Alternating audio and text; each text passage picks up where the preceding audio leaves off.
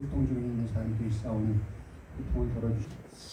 네, 하나님 말씀 보겠습니다. 하나님 말씀은 베드로전서 3장 16절 17절.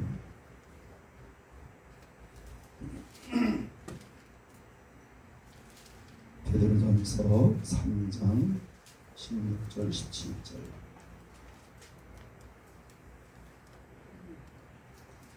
베드로전서 3장 16절 17절 두 절을 다 같이 한번 읽겠습니다. 찾으셨으면 다 같이 읽습니다. 시작. 선한 양심을 가지라. 이는 그리스도 안에 있는 너희의 선행을 욕하는 자들로 그 비방하는 일에 부끄러움을 당하게 하려 함이라. 선을 행함으로 고난받는 것이 하나님의 뜻일진데 악을 행함으로 고난받는 것보다 나으리라. 아멘.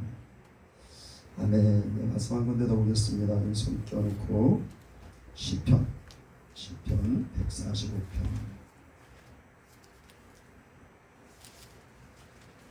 시편 145편 18절로 20절까지 말씀입니다.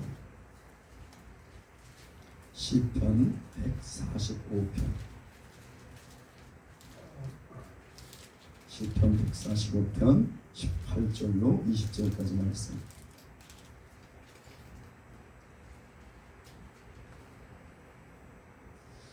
다 같이 한 목소리 있습니다. 18절로 20절까지 시작.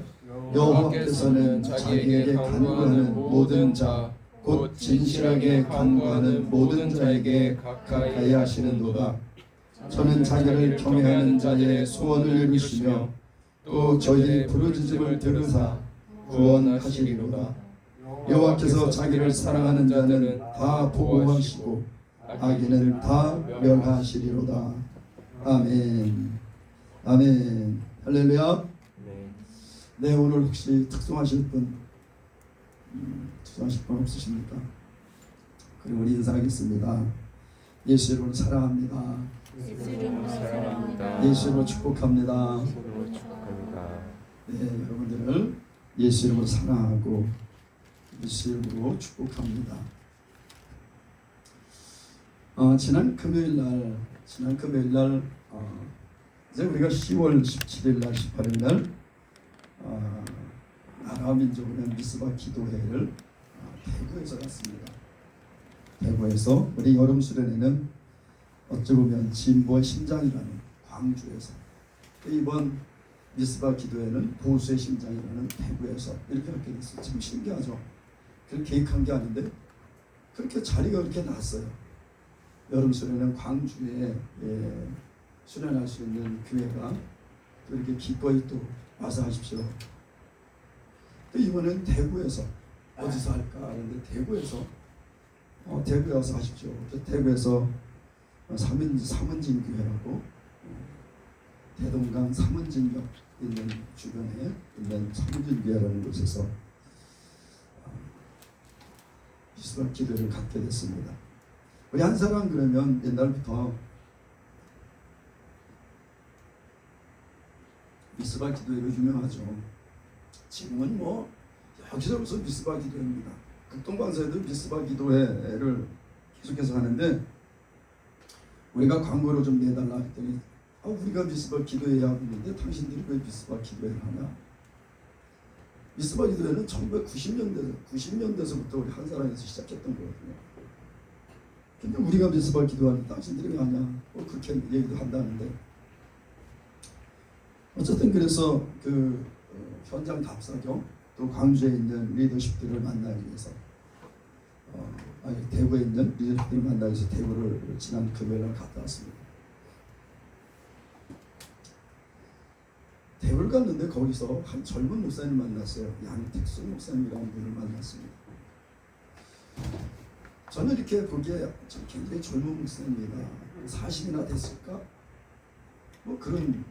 그렇게 처음 느꼈어요. 40이나 됐을까? 그런 목사님인데 근데 얼마나 그분이 저희 우리에 대해서 깍듯하게 이렇게 이해를 갖추고 겸손하게 우리 섬기시는지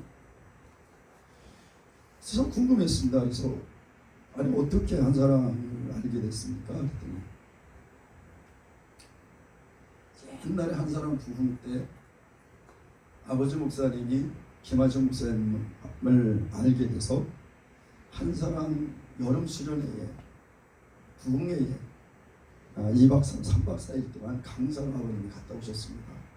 그 이후에 한 사람에 대한 마음이 크셔서 한 사람은 계속 함께 사역을 하시고 그렇게 하셨습니다. 그러다 보니까 저도 알게 모르게 자연스럽게 한 사람에서 알게 되고 그러다 보니까 또 이렇게 한 사역자가 됐습니다. 그러면서 미대를 나오셨대요. 미대를 나오셔서 자기는 미술을 이제 정말 화가로서 성공을 해버리다. 그래서 그 대구 지역에 그 자기 이름을 내걸고 양택순 미술학원 이렇게 해가지고 아주 미술학원이 열 몇 군데를 이렇게 미술학원을 했대요. 그러는데 또 음악이 하고 싶어서 또 실용음악을 해서 드럼을 배워서 양택순 실용음악학원 그래서 열 몇 군데를 이렇게 학원을 해요. 그래도 학원이 한 30군데를 이렇게 운영을 했답니다. 그러다 하나님이 어느 날 갑자기 정말 갑자기 하루아침에 무너뜨리시는데 그 많던 것들이 다 무너지고 그 돈 벌어서 정말 아파트를 사는 데는 현찰을 들고 가서 아파트를 살 정도로 돈이 있었는데 한순간에 썰물처럼 빠져나가는데 감당이 안 되더래요. 그래서 어떻게 살아야 되나 그러다가 기도를 하러 가야 되겠다. 어머니가 기도원을 하셨는데 그런데 어디를 갈까? 그때 마침 김일로 목사님이 필리핀에 계시네요. 2009년도면 김일로 목사님 필리핀 가신 다음에 한 5, 6년, 한 7년 정도 됐을 때요. 김일로 목사님들 땅 팔 때입니다. 진짜 필리핀 가서. 그때 필리핀을 갔대요. 필리핀을 가서 2년 동안 김일로 목사님 밑에서 훈련을 받았답니다. 김일로 목사님 사모님이 필리핀 가서 처음에 한 게 뭐냐면 기도예요. 그냥 여기 기도 모임 때는 가서 기도하고 저기 모임 때는 기도하고 새벽에 기도하고 낮에 기도하고 저녁에 기도하고 맨날 기도하고 그러니까 이 목사님이 거기서 기도 훈련을 열심히 받았어요. 그리고 와가지고 횃불 트리니티 온유리에서는 횃불 트리니티 입학을 해서 신앙을 시작했답니다. 그 횃불 트리니티를 졸업을 하고 카이캄에서 목사 안수를 받고 그리고 온누리교회 그 청년 담당 부목사로 이렇게 가게 됐대요. 그래서 거기 가게 돼서 이 온누리교회 이제 청년 목사로 가게 됐는데 갑자기 대구에서 연락이 왔답니다. 아버님이 연로하셔서 이제는 안 되니까 목사님이 내려와서 이 아버님 교회를 맡으십시오. 그래서 굉장히 고민했대요. 고민하다가 아버님이 이루어 놓으신 거니까 그래서 내려왔답니다. 내려왔더니 교회 빛이 22억이더래요. 당시에 하루 한 달 이자만 700만 원씩 나가는데 감당이 안 되더라고요. 그래서 교회를 팔았대. 교회를 팔아서 빚잔치를 하고 시골에다가 어떤 분이 땅을 이렇게 헌납을 해서 그 땅에다 천막을 치고 대구에서 매일 1시간 타고 가서 예배드리고 1시간 또 오고 매일 천막에 가서 다행히 성도들이 함께하는 성도들이 있어서 같이 계속 다녔답니다. 근데 이분이 예술가라 예술하는 사람들이 많이 모여드는 거예요. 이렇게 뭐 노래하는 사람, 미술하는 사람, 음악하는 사람, 연기하는 사람 이런 사람들이 많이 몰려들어서 완전히 예술인 교회처럼 이렇게 된 거예요. 근데 처음에 갔는데 이 목사님도 그냥 검은 바지에다가 그냥 검은 티도 헐렁한 거 그런 티 하나 입고 이렇게 나오셨어. 처음에 볼 땐 저 목사님이 자기 한 분이다. 아버지 목사님 아버지 교회를 물려받았다 해서 아주 꽃길만 걸은 줄 알았습니다. 그다음에 굉장히 이 고난을 많이 당하셨어요. 정말 고난을 많이 당하셨더라고요.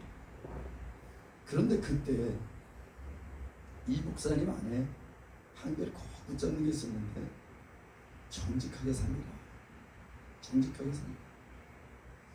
하나님 아버지 앞에 정직하게 삽니다.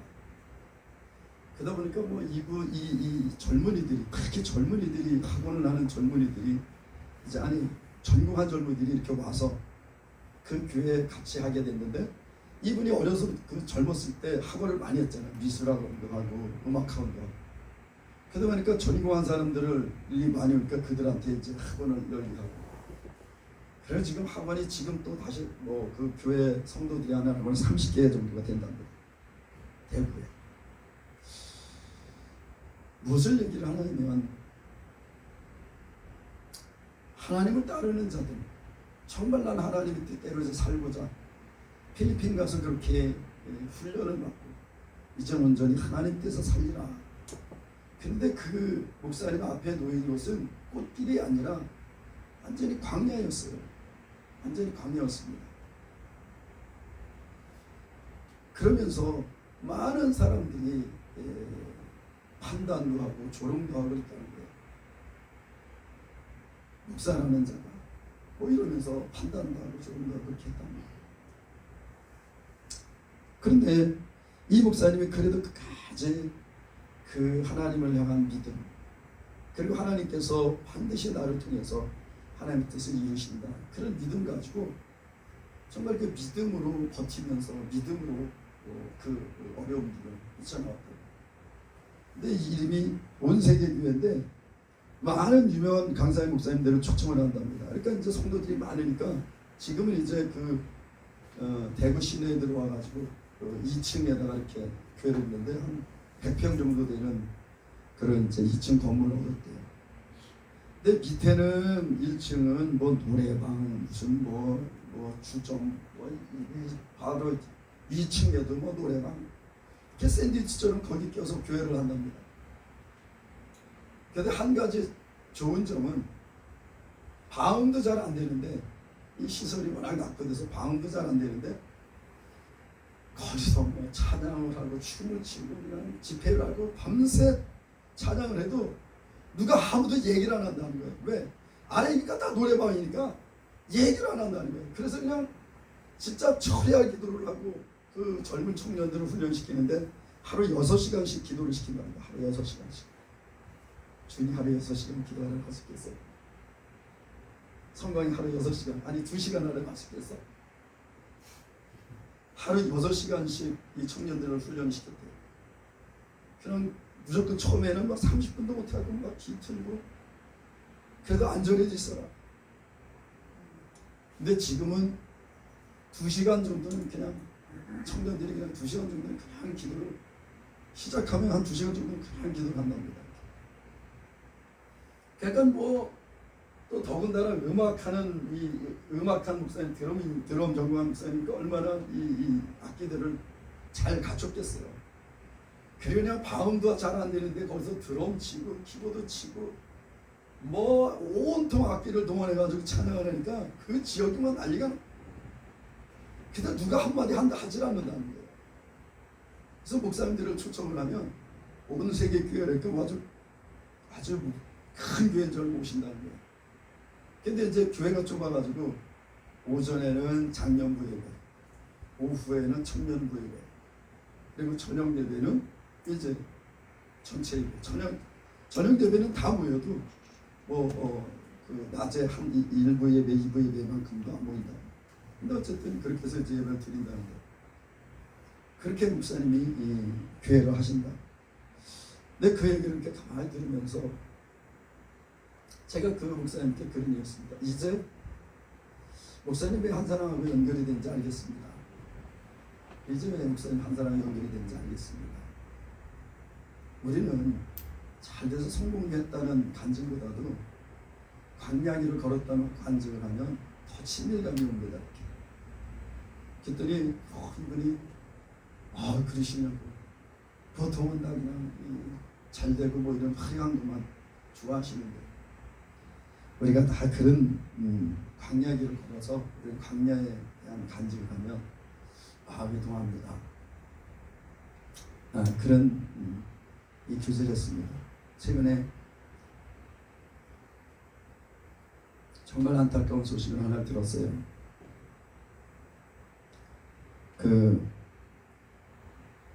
세이브 코리아를 주최하고 세이브 코리아를 인도했던 손현부 목사님이 최근에 구속이 됐습니다. 구속 사유는 도주 우려가 있어서 구속을 했다. 그분에게 적용된 죄목은 선거법이다.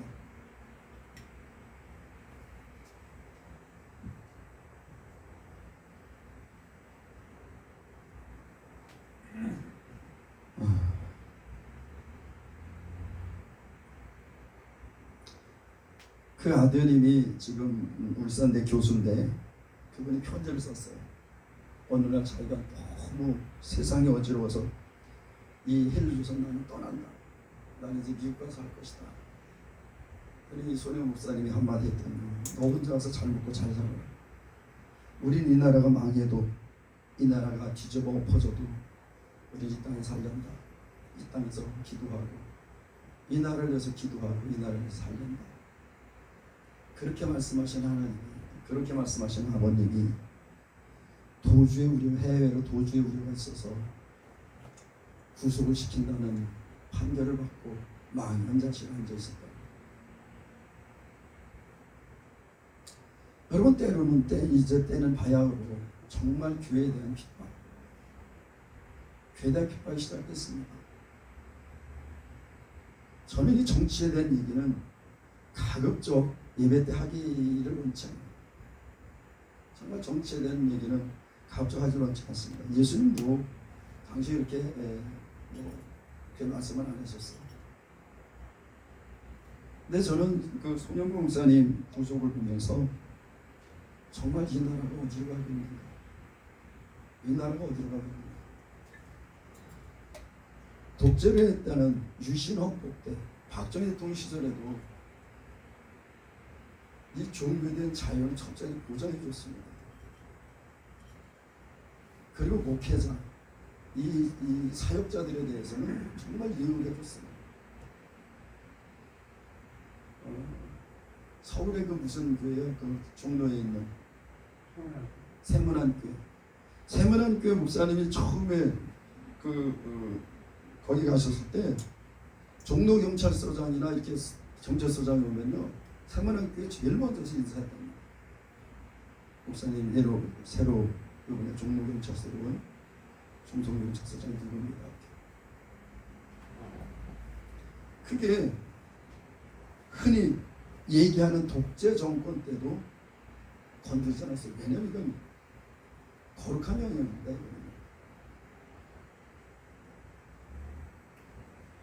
여러분, 종교를 탄압하고 이 그리스도교를 탄압한 정권치고 올바로 선 정권이 없어요. 여러분, 이 중국, 러시아, 소련 다 종교 탄압으로 시작됐습니다. 그들이 공산주의할 때 제일 걸림돌이 됐던 것들이 이 기독교인들이었어요. 그리스도인들이었습니다. 왜? 이들은 통제가 안 돼요. 일반 국민들은요, 여론 노력은 그냥 다 흡수해 갑니다. 여러분, 지금 메스커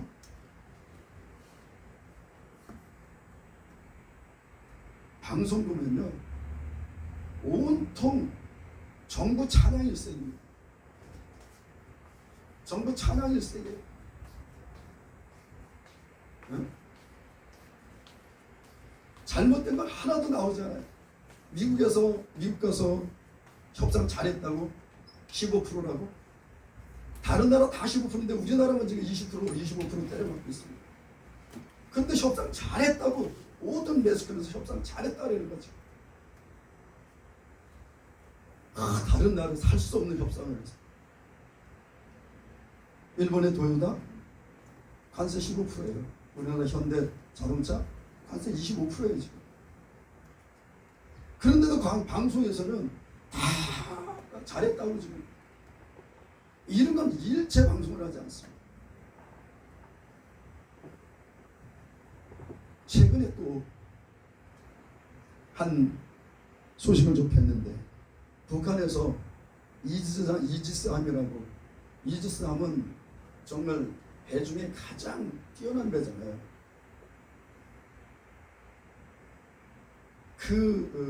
이지스함을 북한에서 개발했대요. 정말 뛰어나게 개발했답니다. 러시아에서 줬겠죠. 러시아에서 그 기술들을 줬겠죠. 근데 우리나라는 그것을 무력화할 수 있는 미사일을 개발을 했대요. 저희들이 그렇게 하니까, 물론 북한을 내놓고 한 건 아닌데 우리가 그 이지스함을 무력화할 수 있는 정말 어느 나라도 할 수 없는 그 미사일을 개발했다고 합니다. 그걸 양산을 시작하려는데 이 정부가 그것을 완전히 다 백지화했다는 거예요. 이 미사일 양산.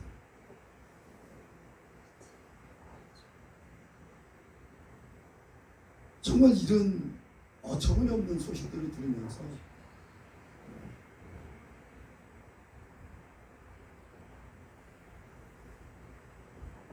어제 보니까 실업급여가 있는데 이제는 청년 실업급여라 해가지고 실업급여 외에 청년들은 한 번 정도는 직장을 그만둬도 국가에서 지원해 준다. 청년 실업급여로 또 새로 만들었답니다.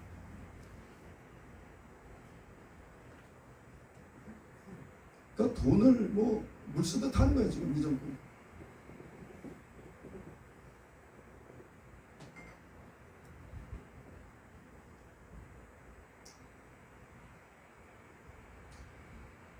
손해 목사님, 저는 그런 생각을 합니다. 그래요, 그분이 하나님 모시기에 어떻게 했는지, 하나님 모시기에 어떤지. 예수님 이 땅에 오셨을 때 이스라엘이 로마 식민지였습니다. 그런데 예수님은 로마에 대해서 한마디 말씀을 하지 않았어요. 정치에 대해서 일체 관여를 하지 않으셨습니다. 오죽한 이스라엘 백성들이 주여 이스라엘 나라 회복하심이 지금입니까? 그러니까 예수님께서 때와 기한한 아버지께 있다. 오직 성령이 너희 임하시면 너희 권능을 받고 예루살렘과 온 유대와 사마리아 땅까지 이르러 내 증인이 될 것이다. 예수 그리스도를 통해서 하나님의 나라가 이루어진다는 겁니다. 이스라엘은 정치적 독립을 원했던 거죠. 정치적 회복을 원했던 거예요. 그런데 예수님께서는 정치적 회복이 아니라 하나님의 나라에 대해서 말씀하셨어요. 그렇게 본다면 그분의 어떤 행함들이 하나님 의식이 어떻게 하나님 앞에 비춰졌는지 모르겠습니다. 그러나 기본적인 헌법에 보장된 종교의 자유, 언론의 자유, 표현의 자유, 이거는 헌법에서 보장되어 있는 겁니다. 그거 내 마음에 안 들었다고. 그럼 어떻게 보면 정광훈 목사라는 분이 더 강하게 정부에 대해서 비판하고 했어요. 얼마나 폐역히 행했습니까? 그럼 왜 정광훈 목사님은 말만 계속해서 흘리기만 하고 구속도 없이 저렇게 했느냐? 아마 정광훈 목사님 구속시키면 폭동이 일어날 겁니다. 그 광화문 세력들이 그냥 세력이 아니에요. 과거에 해병대 이랬던 한가대 했던 사람들이 거기 굉장히 많이 같이 하고 있어요. 그래 정부가 정광훈 목사를 건드리기는 어려운 거야. 그러니까 길들이기 하는 겁니다. 길들이기.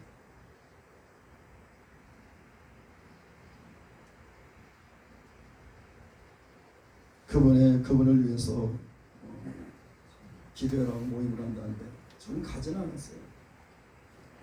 그건 하나님께 기도합니다. 그분이 잘못했다면 이번 기회를 통해서 깊이 깨닫고 오직 우리 구주 예수 그리스도의 은혜의 복음만 전하는 목사님이 돼서 정말 그 열정과 그 뜨거운 가슴을 가지고 예수의 복음을 전하는 거예요. 물론 그 목사님이 복음을 진짜 열심히 전하신 분이에요. 그러나 이제는 이 교회가 사상과 이념에 좌지우지되면 교회마저도 하나 되지 않고 반으로 쪼개지는 거예요. 교회 안에는 진보도 있고 보수도 있습니다. 그래서 교회 안에서는 이쪽도 저쪽도 아니고 오직 복음만 전해내는 거예요. 판단은 각자에 맡기는 거죠. 판단. 그럼 왜 우리가 지금 이 부분에 대해서 강하게 반발하느냐? 하나님의 말씀에 반하니까. 하나님의 말씀에 반하니까. 여성가족부를 성평등, 무슨 가족부로 뭐로 바뀐다고요? 성평등 가족부?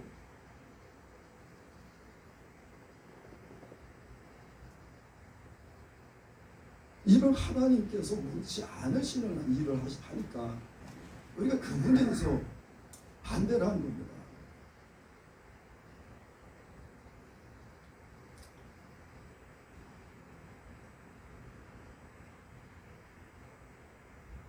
오늘 아침에 이런 부분이 우리 목사님들 또 우리 한 사람의 단톡방에 이렇게 올라와서 생각지 않게 이렇게 또 이런 부분이 시작부터 나왔는데 하나님 우리에게 선한 양심을 가지라고 말씀하십니다. 선한 양심은 여러분 선한 양심이다. 그러면 이 양심은 성령님께서 임하셔서 양심과 더불어 양심에게 말씀하시고 양심은 성령 안에서 우리 양심이 표출되는 거거든요. 우리가 생각하는 양심, 그것은 인간이 생각하는 양심은 자기 주관적이에요. 자기 쪽에 편견이 있습니다. 내게 유익하면 그게 옳은 거고 내게 불이익하면 그게 틀린 거가 돼요. 그러나 성경에서 말씀하신 양심은 오직 성령께서 하신 말씀입니다. 우리가 로마서 9장 1절 한번 보겠습니다. 로마서 9장 1절. 손 껴놓고 로마서 9장 1절.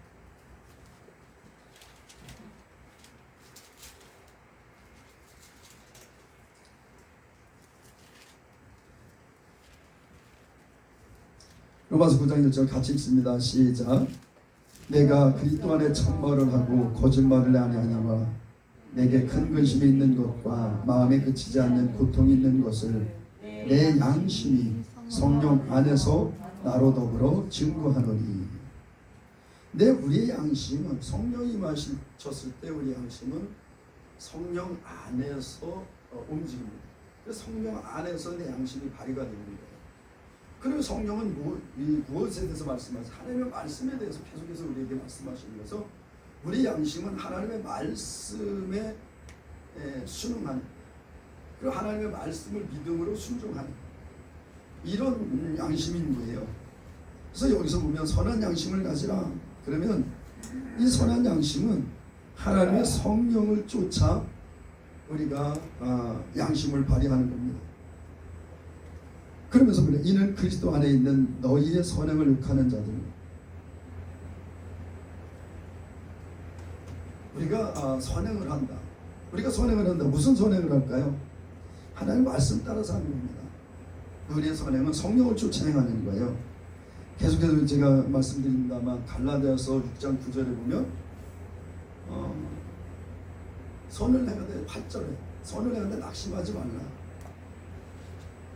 그리고 8절에는 그거죠.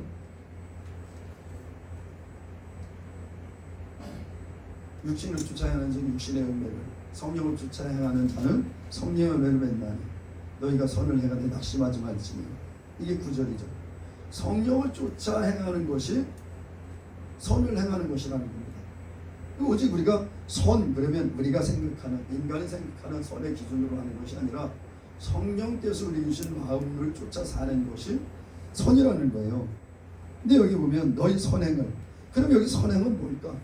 선행은 뭐 가난한 사람들을 도와주고 뭐 이렇게 하고 약한 자들을 뭐 도와주고, 물론 이것도 선행이죠. 그러나 기본적으로 하나님께서 말씀하신 선은 그리스도 예수를 믿는 믿음을 얘기하는 겁니다. 우리가 예수를 믿게 되면 너는 악을 행하라고 할지라도 하나님이 악을 행하라고 말씀하시지 않기 때문에, 우리 안에 계시는 성령께서 말씀하시지 않기 때문에 악을 행할 수가 없는 거예요. 근데 우리는 우리의 생각대로 때로는 선을 행하죠. 많은 분은 그런 생각을 합니다. 우리가 정말 예수 그리스도로 말미암아서 핍박을 받는다면, 예수 그리스도로 말미암아서 핍박을 받는다면 기뻐하고 즐거워해야 되겠죠. 그러나 우리가 세상의 어떠함을 쫓아서 행하다가 핍박을 받는다, 그거는 과연 하나님께서 인정해 주실까?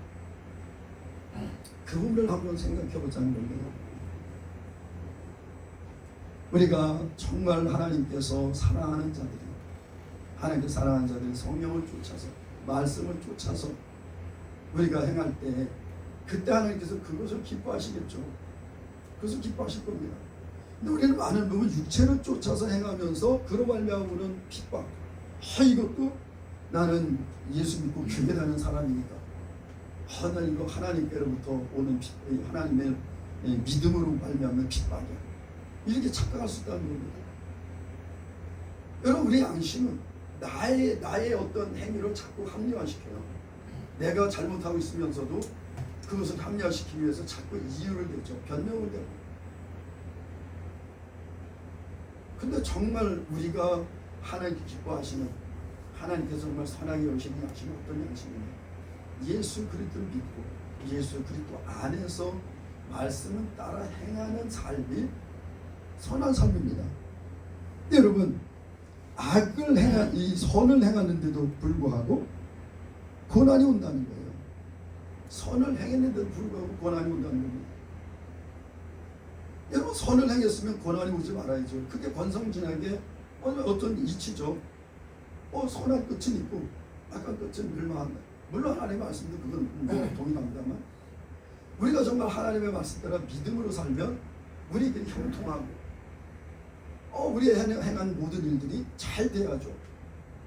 근데 우리는 하나님의 말씀을 따라가는데도 불구하고 고난이 올 수 있다는 겁니다. 처음에 시작할 때 말씀드렸던 양택수 목사님, 온전히 하나님의 뜻을 따라 살기를 원했어요. 그래서 정말 하나님의 뜻을, 온전히 하나님의 뜻을 쫓아서 행하려 했는데 그의 앞에 놓였던 것은 완전히 광야였습니다. 그럼 왜 이런 일이 있을까? 왜 이런 일이 있을까? 세상은 어둠의 영이 주관하고 있습니다. 성령께서 세상을 주관하지 않으세요. 아직은. 마지막 때 이 땅이 하나님 나라가 되면 이제 하나님께서 온전히 이 땅을 다스리시겠죠. 오늘 이렇게 찬양하면서 이렇게 손을 들고 이렇게 찬양을 하는데, 생각지 않았는데 갑자기 이렇게 하나님 보좌가 이렇게 보여지는 것 같아요. 근데 하나님 보좌에는 아무것도 없어. 아무것도 없는데 뭐가 있냐? 정말 감히 눈으로 쳐다볼 수 없는 빛이. 보좌가 있는데 보좌에는 아무 형상도 없고 아무 형상도 없는데 거기서 정말 감히 눈으로 볼 수 없는 빛이 이렇게 비추는, 그런 게 이렇게 원장이 되는 거예요. 찬양을 이렇게 하는 거예요. 하나님 빛이시잖아요. 하나님 빛이십니다. 그 빛 가운데 있는 자들을 빛으로 행하는 거죠. 그 빛이 뭐예요? 예수 그리스도 말씀이십니다. 그래서 우리가 선한 양심을 가지라.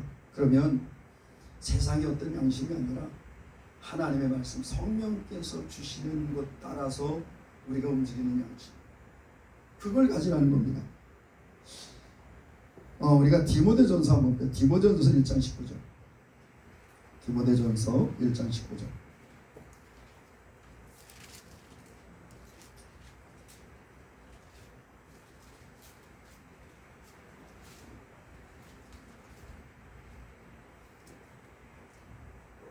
디모데전서 1장 19절 같이 읽습니다. 시작.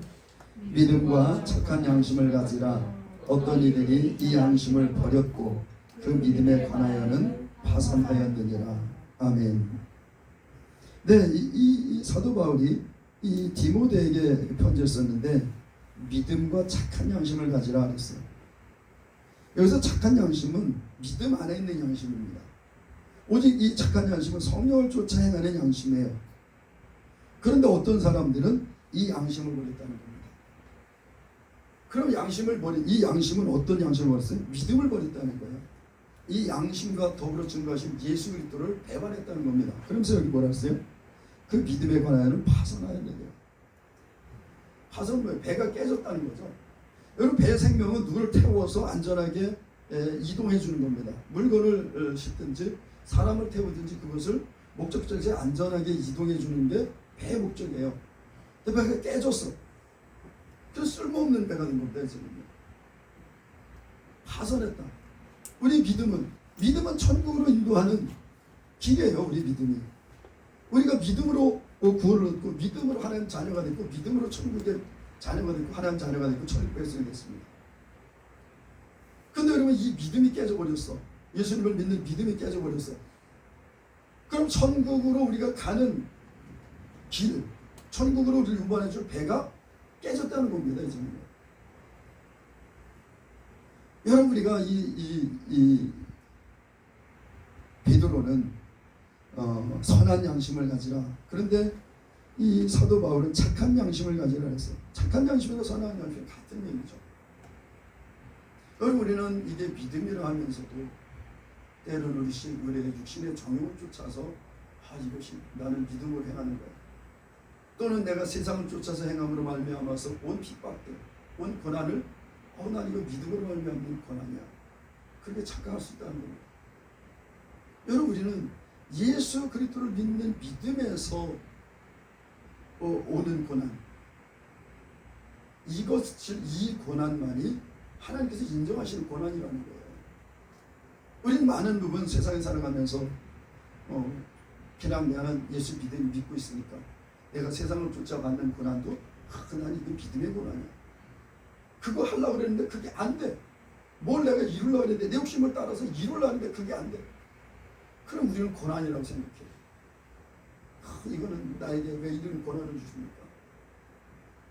근데 하나님께서 인정하신 고난은 믿음 안에 있는 양심으로 말미암아 이 양심에서 오는 고난인 거예요. 여러분, 때로 우리가 죄를 범하면 정말 우리 양심이 괴롭습니다. 왜? 성령이 우리 양심 안에서 지적하신다. 자꾸. 내가 하나님의 뜻대로 살지 못하고 엉뚱해서 살았어. 죄를 보면서 살았어. 그건 괴롭죠. 요 괴로움, 요게 양심이 이 성령으로 말미암는 양심의 가책이 오는 겁니다. 세상 사람들은 양심인가? 세상 사람들 양심이 있어요.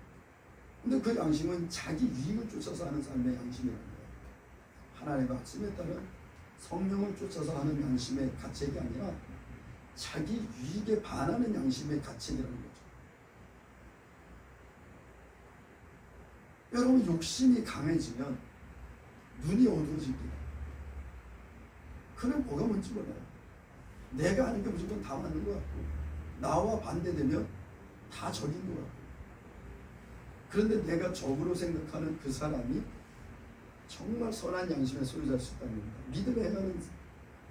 믿음으로 행하는 사람일 수 있다는 거예요. 우리 많은 부분 내 생각이 다 옳은 것 같죠. 내가 주장하는 것이 다 옳은 것 같습니다. 그런데 그게 정말 우리가 점검해 볼 때 이게 말씀 안에서 성령으로 말미암는 그런 주장이고 내 생각입니다. 그렇지 않다면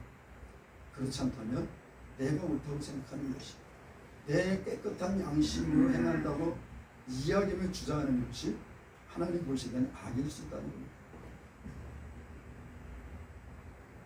여러분, 이 부분을 우리가 생각해 봐야 돼요. 많은 부분이 우리가 무조건 고난이 오면 나는 예수 믿어서 이런 고난이 오나 봐. 가만히 보면 자기 욕심이 이루어지지 않고 자기 욕심의 뜻대로 되지 않는 고난이에요. 하나님께서 말씀하시지 않았는데 내가 계획을 세우고 내가 어떤 길을 추구하고 갈 때 그것이 안 되니까 이건 난 고난이라고 생각합니다. 어떤 부분 죄를 범했는데 죄를 보면서 오는 고난, 이또 하나님께서 주신 고난이라고 생각합니다. 우리는 이 부분을 분별해야 된다는 겁니다. 선한 양심을 가지라. 이는 그리스도 이 안에 있는 너희의 선행을 욕하는 자들로 비방하는 일에 부끄러움을 당해 하시오. 우리가 정말 성령 쫓아야만 세상이 기뻐하느냐? 안 기뻐한다는 겁니다. 세상은 하나님에 대해서 원수처럼 행해요. 여러분, 저도 이렇게 보면요, 막 육신적으로 막 기쁨이 넘치고 막 이러면요, 그러면 더 하나님을 바라고 성령을 쫓아 행할까? 제 스스로가 가정을 보면 내 육신이 기쁘고 내 육체가 막 즐거우면 성령을 쫓지 않습니다. 정말이에요.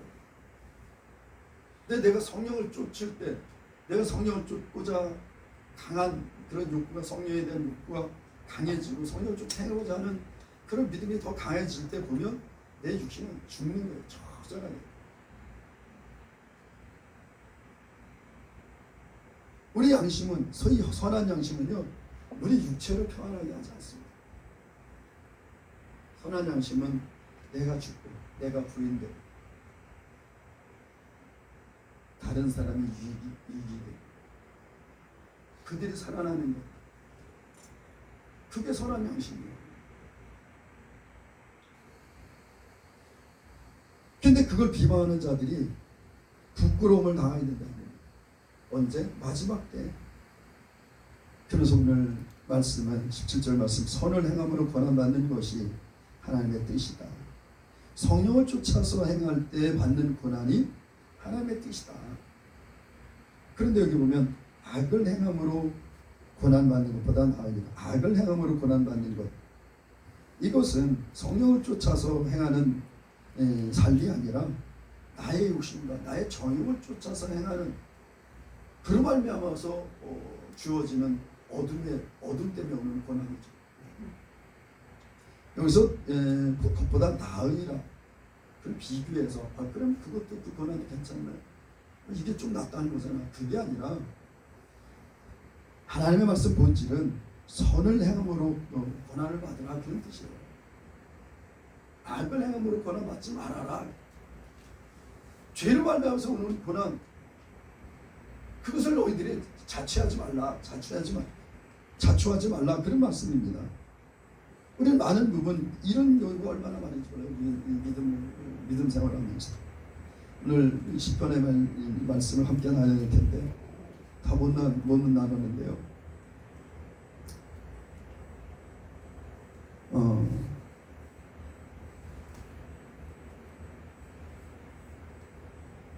마음이 아침에 내 마음이 그런 여러 가지 상황들을 보면서 많이 내 마음이 나눠졌던 것 같습니다.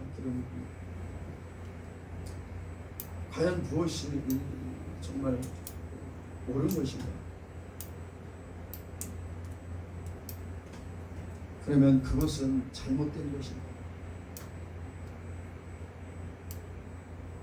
이런 부분에 아침에 갈등이 있다 보니까 여러 가지 이야기를 했습니다만, 중요한 것은 우리가 선한 양심을, 성령을 쫓아 행할 때 우리에게 고난이 온다는 겁니다. 우리 선한 양심은요, 반드시 세상으로부터 핍박을 받고